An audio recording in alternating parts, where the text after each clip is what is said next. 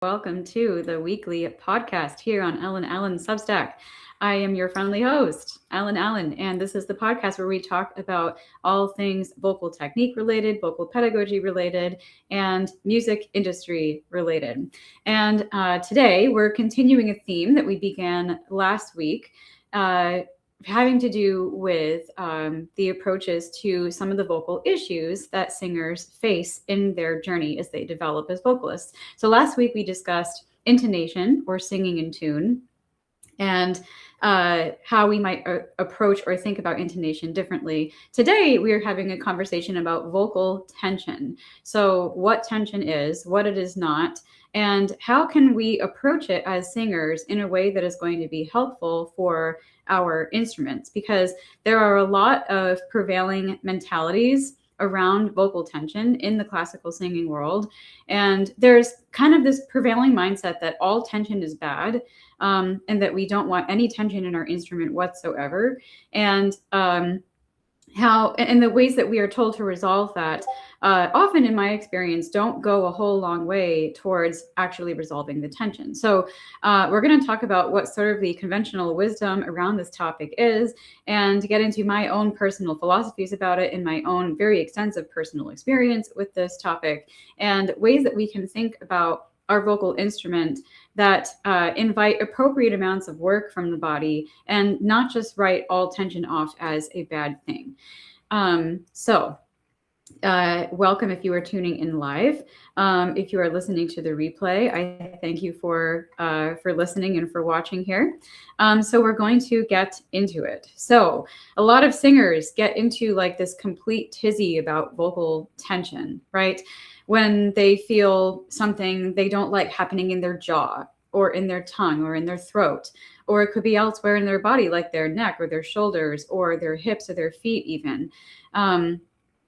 Some singers, it seems that they are constantly trying to avoid tension or relieve it or redirect it to another place in the body because they feel that it is getting in the way of their singing. And there's good reason for that, because obviously tension in some of those areas, unwanted tension in the jaw or the tongue or the neck, for example, not only does that not feel good in the body, it just doesn't feel comfortable to exist that way or to sing that way, but it also has impacts on the sound that we don't necessarily want. We might call them negative impacts or undesirable impacts on the sound. And a lot of singers face these issues. Like I see singers all the time who have jaw tension, who have neck tension, who sound like they have tongue tension. Even if I can't see their tongues, I can hear it in their sound.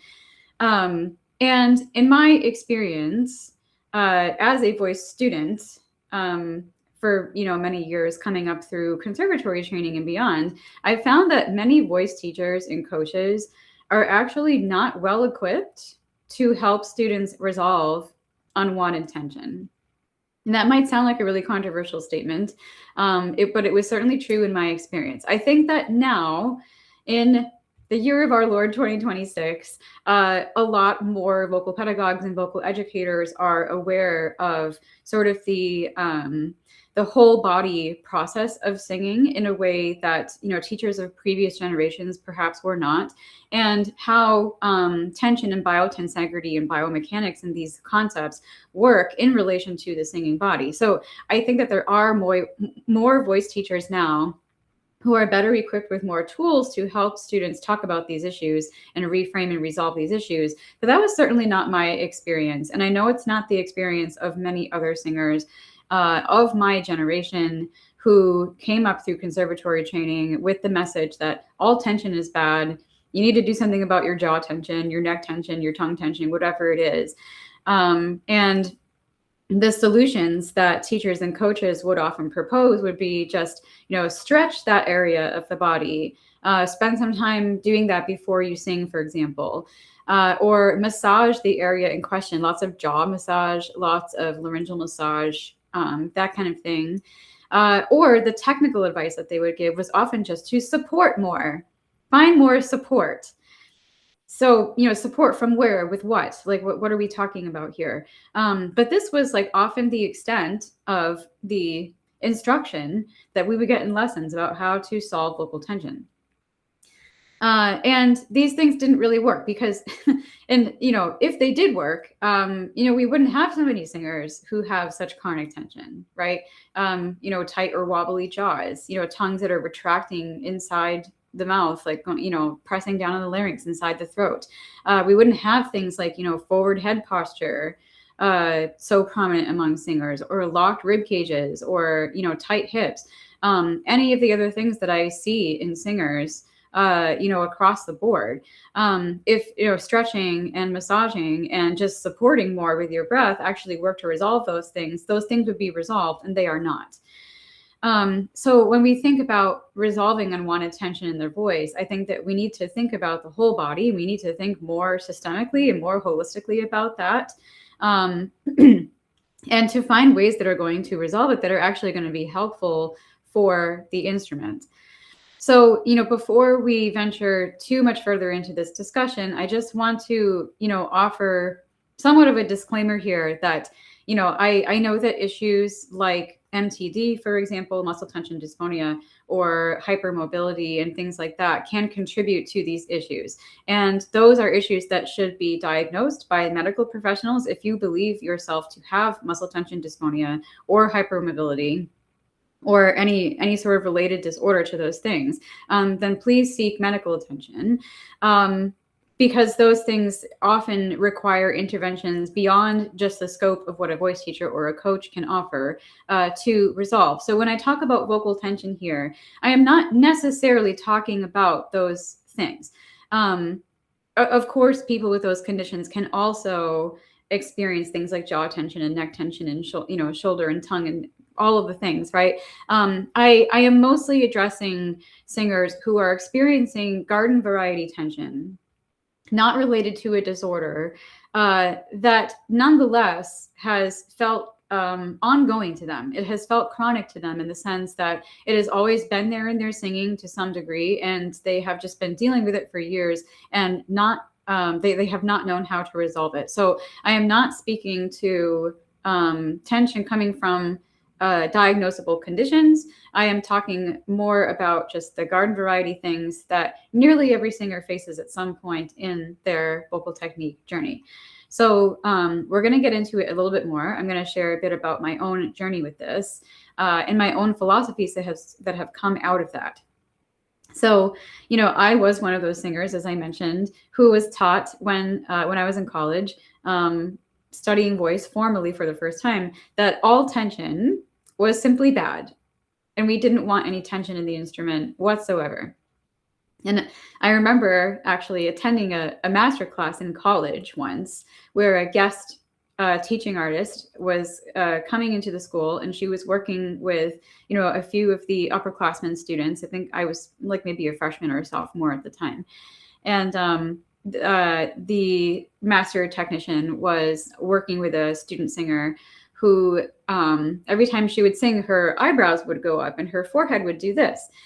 And it created like this tightness in these creases sort of across the forehead. And the student, was a very good singer. She had a lovely, like warm, rich mezzo tone from what I remember.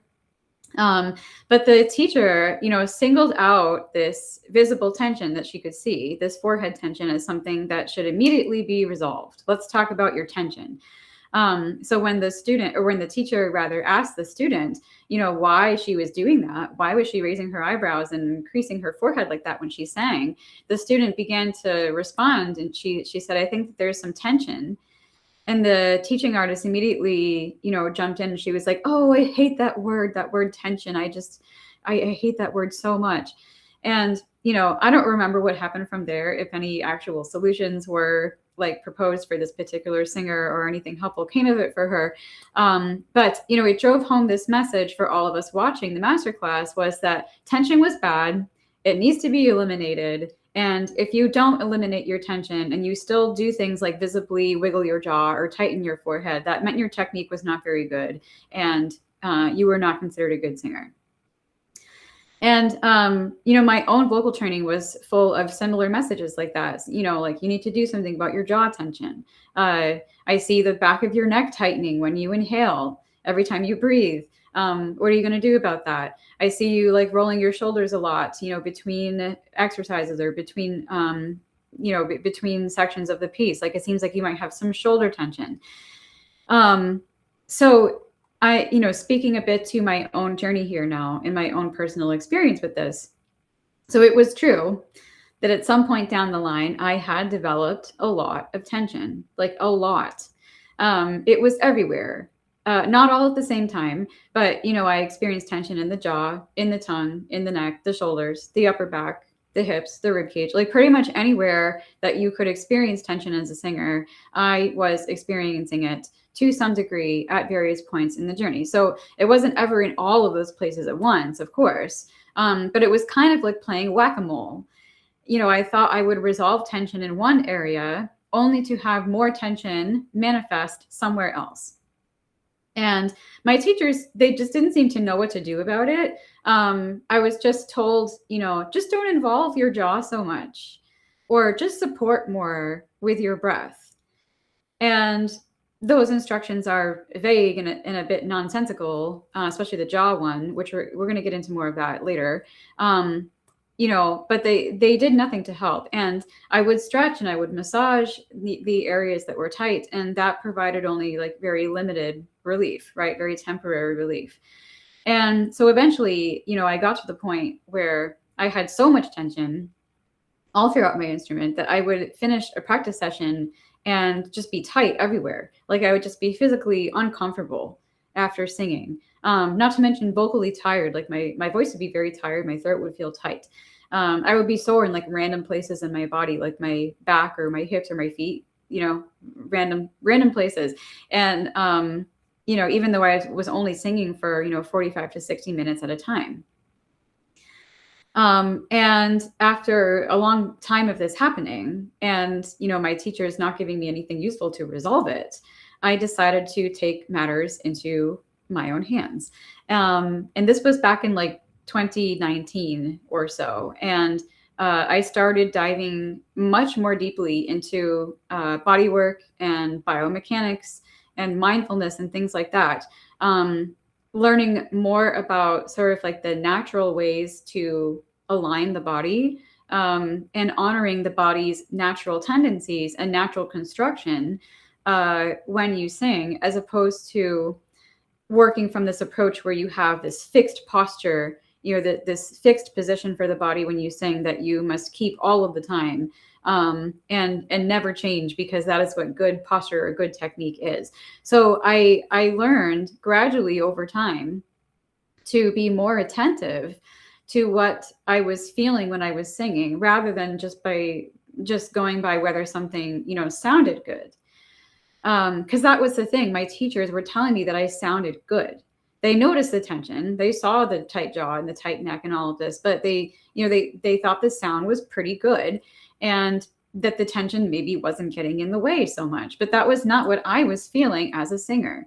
Even though I sounded a certain way, and that way was not bad. I did sound, pretty good at that point in my journey. But I did not feel good when I sang. And that was a big red flag to me. And I was low-key worried that more people weren't addressing this. So I took matters into my own hands. I started diving into more biomechanics and really just learning to be more attentive to what signals my body was giving me when I would sing. So I worked very, very slowly and painstakingly and methodically for several weeks, probably a solid couple of months, 2 to 3 months, just focusing on things like posture and alignment and comfort in the body, breathing and release. How are the ways that I'm breathing interfacing with posture and all of this? And I played around with all these different iterations to see what felt good and would produce the sound that I was looking for. Because I quickly discovered that not all positions or ways of aligning the body or breathing were conducive to the sound that I wanted, and some were. And so it was a matter of sort of parsing all of that out and folding in the right things into my technique. So like I said, this was very slow and painstaking work. And I felt like I was stripping everything away and starting from ground zero, basically, and building my instrument back up on a foundation that I had never really felt like it had had before, a physical foundation in my body. But all of this work paid off because after 2 to 3 months, I was able to sing without feeling any discomforts afterward. I felt a lot calmer mentally, because my body wasn't sending me all of these signals of like, you're tight here and you're hurting over here and this is uncomfortable and all of this. And my voice was no longer so tired after singing. My throat was not quite as tight. My voice was not hoarse anymore. I didn't experience like lingering sort of tongue root tension.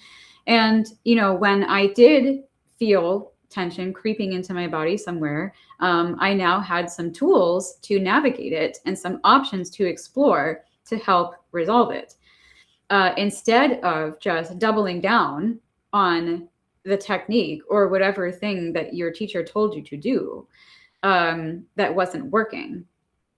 Because that was my whole thing. The technique that I was taught made me sound pretty good, but it was not resolving the uncomfortable issues I was experiencing in my body. And I knew that there had to be other options to explore. There had to be other ways to resolve these issues. And so now, 6-7 years down the road, my technique is way better for it.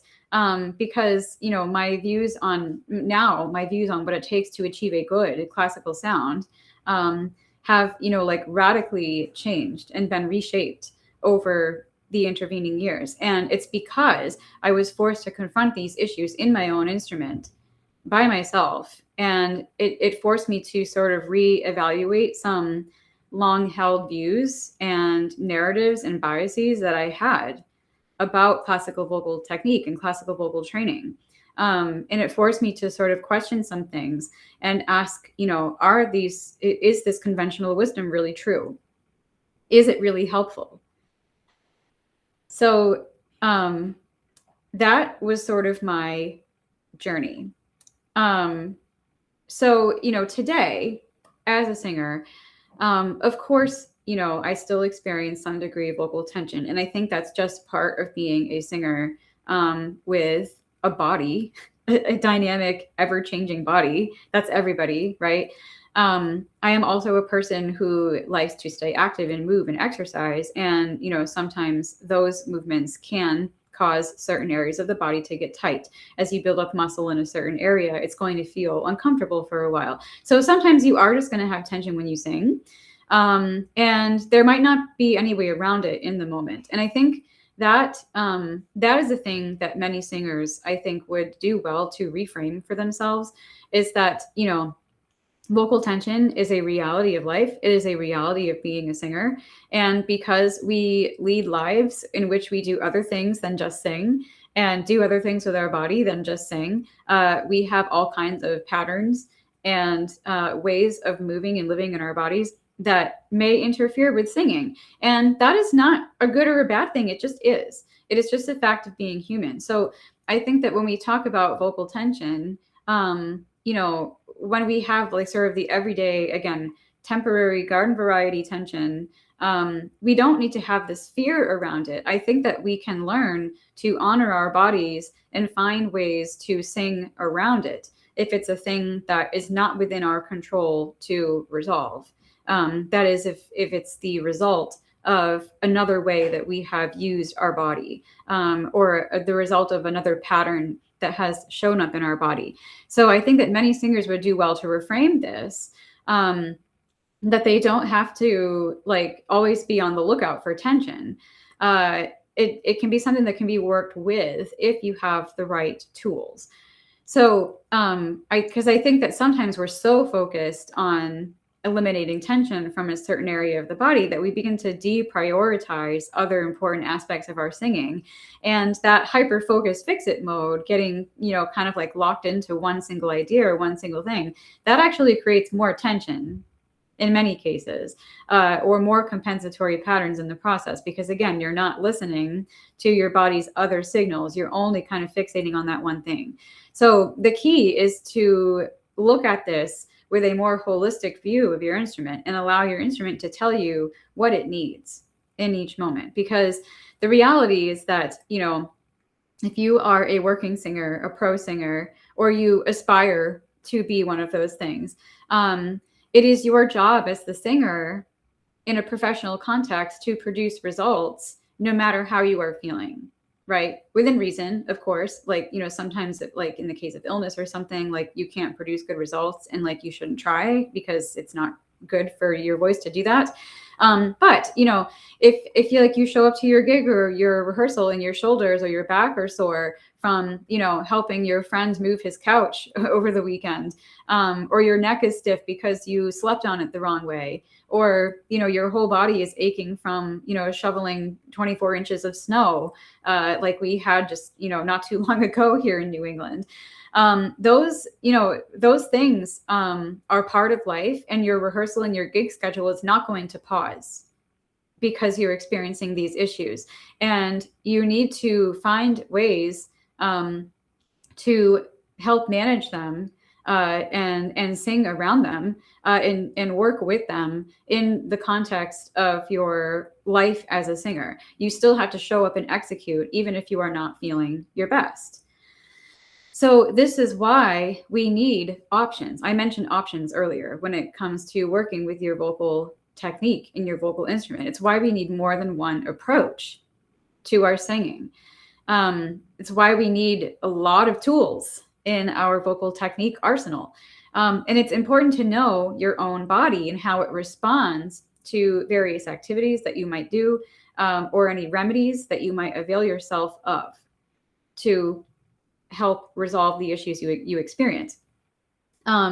Because in the end, right, the goal is not necessarily not to have tension, especially if you have consciously chosen to engage in an activity that caused the tension or exacerbated it, or you have a condition where tension or soreness are part of the deal of daily life, right? So the goal is not necessarily not to have tension in those cases, because it's not really avoidable if you've chosen that, or if you have a condition that brings that in, but to learn how to sing effectively despite it. Okay. And the same goes for not just tension, but things like seasonal allergies, mild illness, right? As long as you're taking the appropriate precautions to not spread your aerosols to people, right? The same thing goes for like hormonal fluctuations, physical injuries, like you've broken a bone or you've sprained something, that kind of thing. Mental and emotional health issues, chronic illnesses, conditions of any kind, anything else that could impact your singing. The same is true for any of those things. You need to know when those things become enough of a problem that you need to, bow out of singing engagements, or when you either don't have a choice to bow out and you're considered, essential personnel, or they're not quite severe enough to merit bowing out, but still impacting your singing. You need to figure out how you are still going to show up and produce results despite the crappy stuff that you feel happening in your instrument. Okay. Because if you choose to sing, if you choose to do the thing, that means that you still show up and execute and not make excuses for why the results are less than your best. So reframing our philosophy from, I can't sing well if I have tension, to I know how to sing well despite having tension, that will make singing feel a lot less stressful, probably. And you won't be so hard on yourself. Because tension is not like a character flaw, right? Just like intonation, right? It's not a character flaw. It's a thing that you work on, just like anything else. It's going to help you focus on what you can control in your instrument, which frankly is still quite a lot of things. Even if you have some stuff that's not working the way that you want, there is still a lot that is within your control, where you have some fluidity and some flexibility and some room to vary the approach to get results that feel good to you. So those things are like examples of like short-term tension or short-term issues, right? acute tension that, may resolve on its own, right? From exercise, from shoveling the snow from the blizzard, from helping your friend move his couch, those kinds of things. Sometimes, though, the tension is from living in our instruments in a way that has produced patterns and compensatory habits that we have allowed to evolve and live in our instruments over time. And that is more of what I was experiencing in my own tension journey. I had a little bit of that acute stuff too, like I said, from the workouts, from daily activity in life and things like that.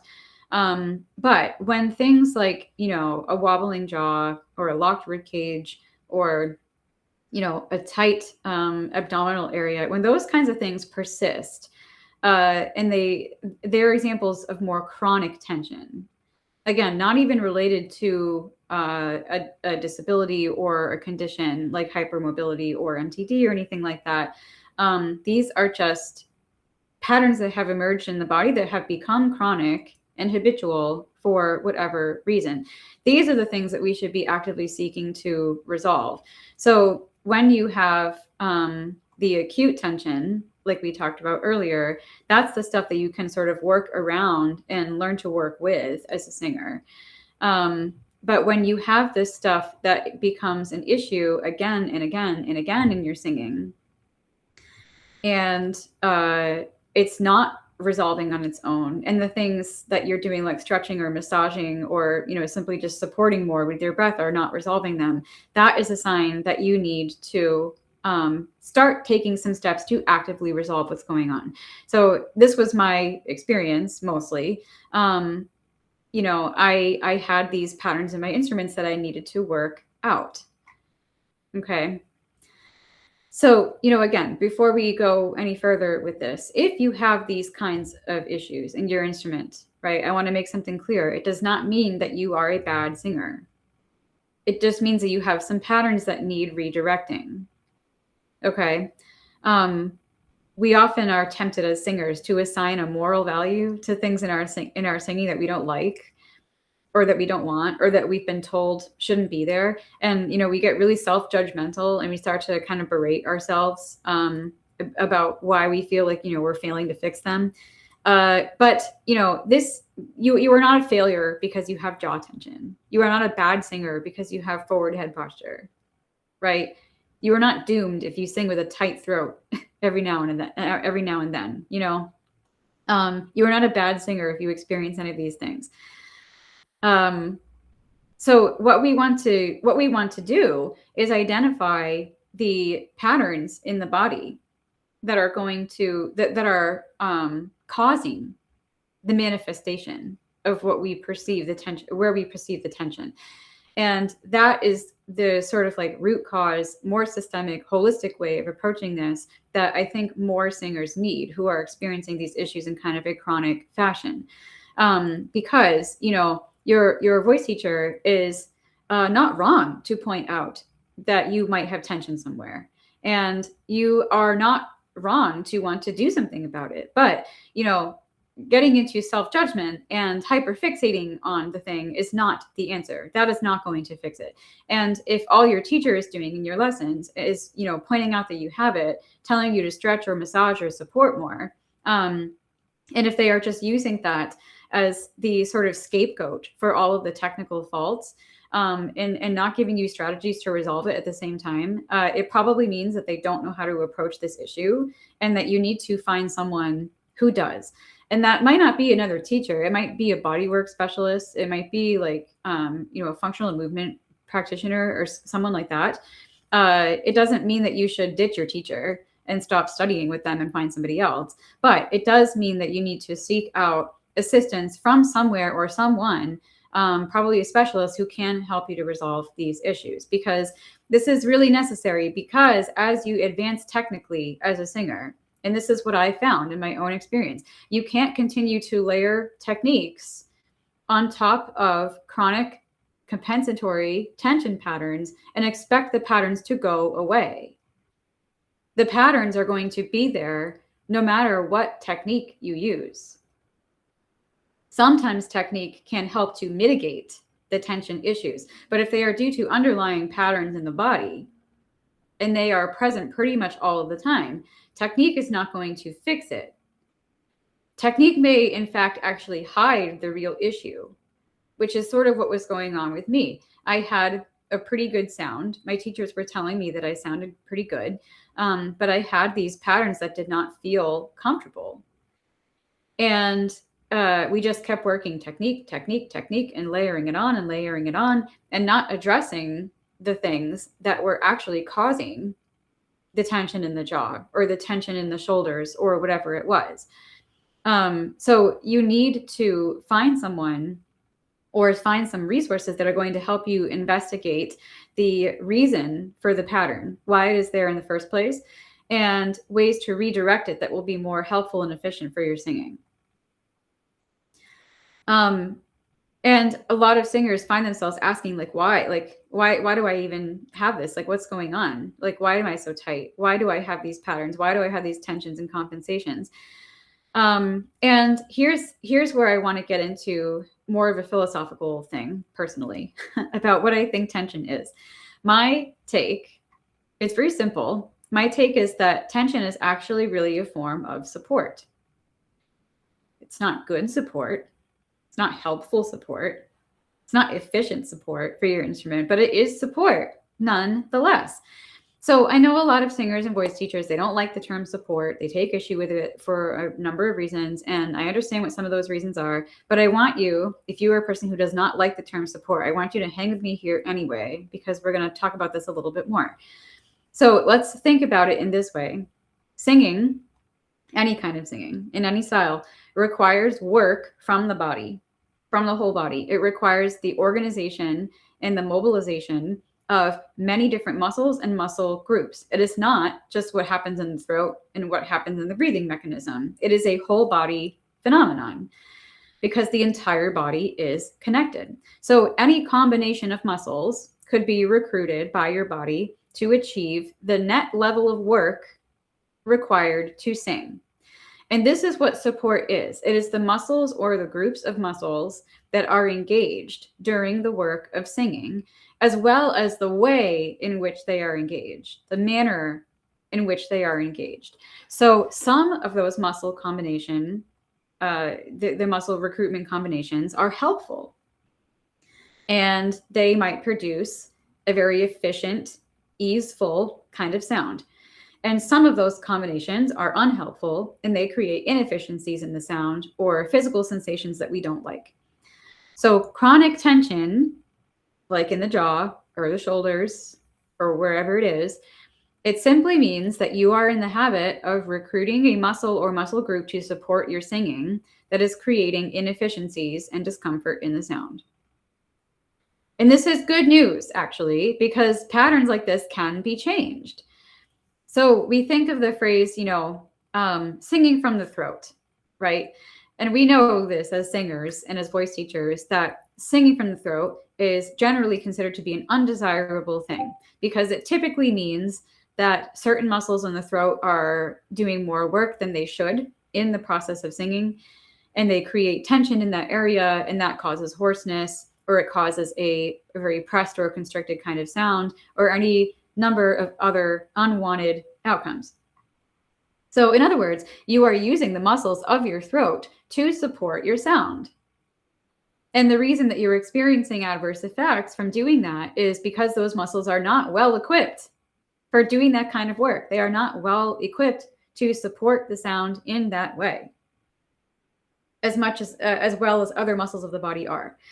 So if you want to resolve your throat tension, just to use it as an example, the first step is to become aware that you have it, first of all, so that your brain can build a stronger connection with that part of your body. And hopefully start to exercise a bit more conscious control over what's going on in there. The second step is to redirect the work that those throat muscles are doing to someplace else in the body that is better equipped to handle it and can do it in a more efficient way. So you need to find different muscles to support the sound. So if you were my student, typically, we would likely try to displace that work in the throat to some place in the breathing mechanism. And there are many places that we could look at for that. We might look at the way that we're inhaling. We might look at how you're connecting the breath to the sound, which muscles are active, and how they're acting as you sustain a phrase. We might look at alignment, physical alignment, and see how that is affecting the breath or affecting the placement of the head, which might in turn be affecting the throat. So we would investigate several different options based on what I see and hear and what the student is experiencing and telling me about in their lesson. And we would see which one works best to help relieve the throat tension. But still to maintain the net level of work required in the body to produce the sound that you want, right? Because remember, singing is work from the body. It requires a net level of work, a net amount of work. And sometimes when we have tension, it just means that the wrong muscles are picking up too much of the work. So it doesn't mean that we eliminate the work altogether. It means we displace it to somewhere else in the body because we need that level of work in order to sing. So, and if that doesn't work, we would try something else, right? Maybe the throat tension has to do more with your lower body stance, for example, how you're placing your feet, how your feet are anchored to the ground. Maybe it's connected to the tongue. Maybe it only happens on certain vowels, right? So we could try some side-by-side vowel work, attempting to transfer what's comfortable about the vowels that feel good to the ones that feel less comfortable and that feel a little bit tight. So we would just get curious and explore options. And in the process of doing that, we are bound to find something that is helpful. And I think that thinking about tension as a means of support, again, not helpful support or good support, but thinking about it as a means of support is actually helpful because I think it sounds more objective and less sort of blamey than simply saying you're singing with jaw tension. Because when you say that to a singer, they immediately tend to think that something is wrong with them or something is wrong about their technique or bad about their technique. So saying something instead, like it looks like you're supporting a little bit too much with your jaw. Let's try some, exploring some other options that might work better. That sounds less judgmental and is oriented toward an outcome, not just saying you have tension, do something about it. This, invites some action and some exploration, and invites the singer to kind of get curious about exploring other ways to sing, rather than just like hyper fixating on the jaw tension at the expense of everything else happening in their instrument. So when you eliminate something unwanted, right, you need to make sure that you are intentionally filling the space or role that it occupied with something else, because otherwise you're just inviting in who knows what at that point, right?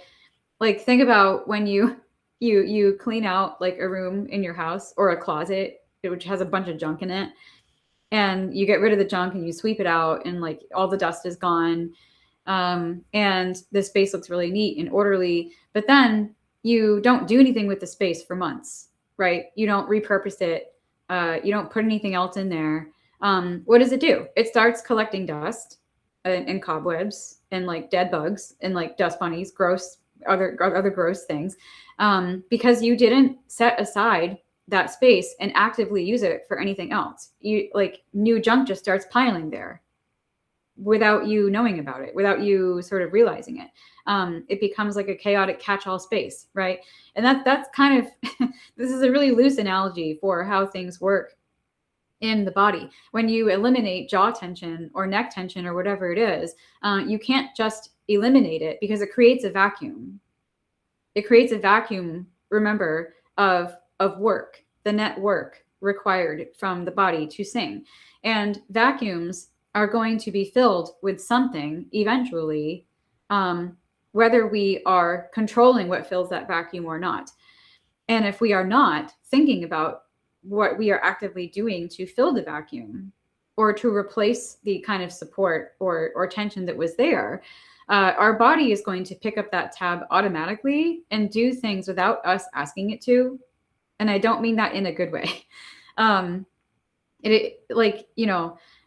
think that we need to be really mindful of what muscles are working in place of the muscles that we don't want, right? When we eliminate tension from one area of the body, we want to make sure that we are redirecting that energy to something that is actually going to be helpful in supporting the sound, and not just transferring it to another place where that tension is going to be unhelpful. If we're just transferring it from the jaw to the neck, that's not going to help. You've resolved the jaw tension, but the tension's now just somewhere else. Or maybe it goes from the jaw to the shoulders, or from the jaw to the hips, you know? So you need to develop an awareness of how we can work to engage parts of the body that are going to feel helpful, right? And that means, developing breath technique. It means developing ribcage flexibility. It means, having options for posture and alignment that can affect the way that you breathe, or help you explore different breathing options, right? So conscious exploration, intentionally displacing, chronic tension areas to other muscles that are more well-equipped to handle that work of support. Because if we don't, another part of the body is going to pick that up automatically, and we're not going to realize it. So that is why, just as like kind of a brief excursus here, like say you have throat tension. We talked about singing from the throat earlier. So say a teacher realizes that their student has some throat tension, and they use straw phonation to help the student relax the muscles in the throat, right? That could be a very helpful, successful way of getting the student to become aware of what a relaxed throat can feel like. Because when you use the straw, chances are you are decreasing the amount of work that is happening in the throat, right? And that is one of the things that straw technique is good for. I don't think it's good for everything. I don't think it's the be-all, end-all exercise that many singers seem to think that it is, but that's another conversation for another time. Anyway, using straw phonation can be helpful in releasing throat tension, right? But when we use a tool like that, when we use a tool like the straw, and we notice differences in our singing from the straw, we need to become aware of what muscles are acting in place of the throat muscles now. While you're using that straw and you notice your throat feels more relaxed, what part of your body is picking up the tab? That is the important thing to notice. What's doing the work that the throat muscles were doing previously? And we need to notice that. And our bodies are very good at doing this because they are amazingly intelligent, compensatory machines that will automatically, without us thinking about it, look for new organizations, new workarounds in the face of new limitations or elimination thereof. So we need to be mindful of what part of the body is taking on that work, and then how. Because if you're using the straw to relieve your throat tension and you don't take the time to notice which muscles mobilize in place of the throat muscles and make an intentional connection with that part of your body, or an intentional decision about whether you want to continue using those muscles in that specific way, it's likely that over time that tension is just going to get displaced to somewhere else where it's going to be as equally unhelpful as it was in your throat. Because remember how I mentioned that dealing with my own chronic tension was kind of like playing whack-a-mole? This was what was happening, right? That's what we want to avoid. I had to, I had released one area of the body only to have the tension come up somewhere else at different places in different times. So when you use tools like the straw, and there are other tools, that you can use to help, build connections in the body when you sing. When you use those kinds of tools to release tension, we need to tune into the body to discover what muscles are actually working in place of the tension that you just released with the help of the tool. Because if you simply release the tension and then do nothing, you haven't really resolved it. You've just probably displaced it to somewhere else. And if you continue to not address it, it will just keep compounding further until it's more of a problem than it already is. But if you use tools like the straw mindfully, and you take the time to notice during that process which muscles are picking up the work, you can start to build connections with more areas of the body that might be more helpful for support. and help your brain, work, help to work those muscles consistently and in a more efficient way. And you'll have a greater chance of kicking that unwanted tension, for good. All right. So I'm going to leave you just with a final thought here that I alluded to earlier in the podcast. And that is that not all tension is inherently bad. Okay. Because you'll notice that throughout this podcast, I've been using the phrase unwanted tension, undesired tension, right? Unwanted or undesirable is the operative word here because, like I said, singing requires work. And that work means that various muscles in your body, they are going to contract to do the work. In other words, they are going to tighten.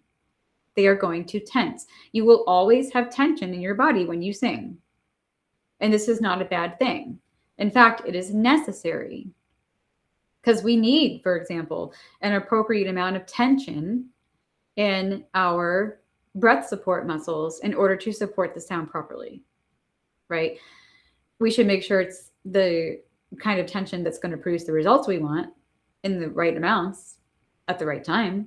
But we shouldn't try to eliminate tension. If we eliminated all tension in our body, we wouldn't even be able to stand upright, never mind sing. So that is a reframe that I think many singers would do well to consider. When we talk about tension, I think we want to consider whether it is unwanted tension or helpful tension. Because tension should not be like this equivalent of a 4-letter word in singing, right? Or something that we always think about with dread or disgust. Tension is a natural occurrence in the body. And it's our job as singers to decide what the most useful kinds of tension are. So this is a thing that I have helped so many of my students with over the course of my years as a teacher. And it is partly because I have had to walk through this process myself. It is partly because I have been on that journey from having so much tension in my body that I didn't know what to do, to now being in a place where I can manage acute daily tensions and be mindful of the patterns in my body that, tend to crop up when I sing. And so if you are someone who is really struggling with this, and again, if you are someone who is not worried about MTD or hypermobility or those kinds of things, but you are still experiencing a lot of tensions and unwanted compensations in your instrument, please reach out. I would love to have a chat with you and talk more about your experience and the things that you have tried, and the things that you might be looking to try to help resolve this, because it is a thing that I am very very attentive to and very passionate about as a teacher, helping people resolve this for their singing, because nobody wants to feel uncomfortable when they sing, no matter how good the sound is. And this is a thing I stress to my students all the time. I will say things like, it sounds good to me, it sounds balanced and coordinated to me, but what are you feeling? And sometimes they'll be like, yeah, everything's good. Everything feels great. And other times they'll be like, well, I feel like I'm a little bit tight here or there, or I have this uncomfortable sensation here or there that I don't like. And it's good that they bring those things up to me, because those are things that I cannot see always in their body. And that was the case with me and my teachers, right? So we always want to be looking at the results in the sound, right? We always want to be looking at, does the tension create results in the sound that we do not want? But sometimes those results are only physical sensations that we feel as singers. And working with a teacher who is sensitive to that, and it's not just going to go by what they hear or what they see, but also rely on feedback from the student about what they are feeling. That is the kind of work that you want to be doing to help resolve these issues. So if you are someone who is experiencing those kinds of things, please reach out. Again, I would love to have a chat with you about what things you have tried and, what things you might be looking to try to resolve this stuff, because it is very tricky and requires a lot of awareness. And sometimes it just takes a guiding hand to help you build that awareness and help you understand what the options are for your singing, what the options are in your body to help you sing in the way that you want. So that is what I have for you on the podcast today. I thank you for tuning in, for listening on the replay, and stay tuned for another podcast next Tuesday. I'll see you then.